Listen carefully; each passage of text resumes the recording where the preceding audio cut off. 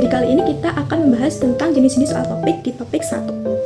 Jenis soal di topik 1 itu ada listening sama reading. Dan kali ini kita bahas kayak gimana sih kira-kira contoh soal buat reading ini. Yang pertama nanti bakalan ada soal yang kayak kalian disuruh untuk menentukan isi dari kalimat itu.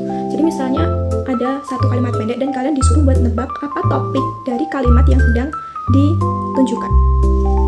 Atau misalnya juga bakalan ada paragraf pendek dan kalian bakal disuruh untuk menebak apa isi dari paragraf itu. Yang kedua itu tipe soal melengkapi kalimat. Jadi nanti bakalan ada kayak semacam dialog. Dan kalian akan diminta untuk mengisi apa jawaban yang tepat untuk pertanyaan dari dialog yang ada tersebut.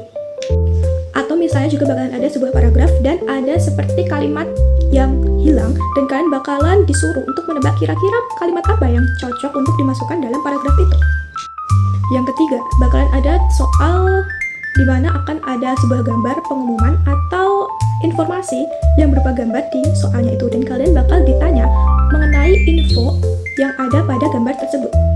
Jadi untuk soal yang tipe gambar ini kalian harus benar-benar baca setiap informasi yang ada pada gambar itu ya, jangan sampai kalian skip atau kelewatan.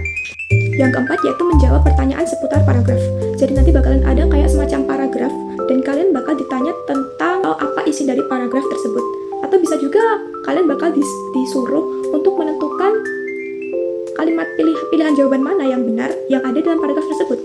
Atau bisa juga kalian bakal disuruh malah mencari pilihan jawaban yang salah atau pilihan jawaban yang tidak ada dalam paragraf tersebut.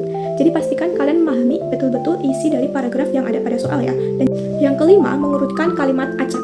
Jadi nanti bakalan ada beberapa kalimat yang diacak, lalu kalian akan disuruh untuk mengurutkannya menjadi satu buah paragraf yang utuh.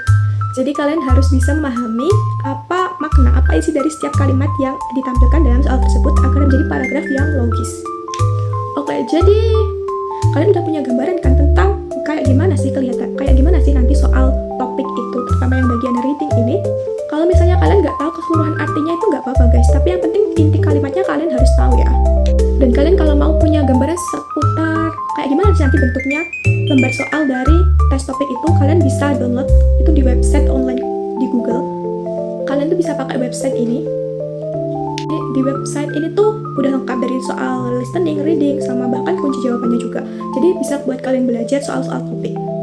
Oke, jadi hari ini segitu dulu ya guys untuk informasi seputar soal topiknya. Next, kalian mau di-spill juga nggak nih kira-kira kayak gimana sih soal listening di topik 1 itu?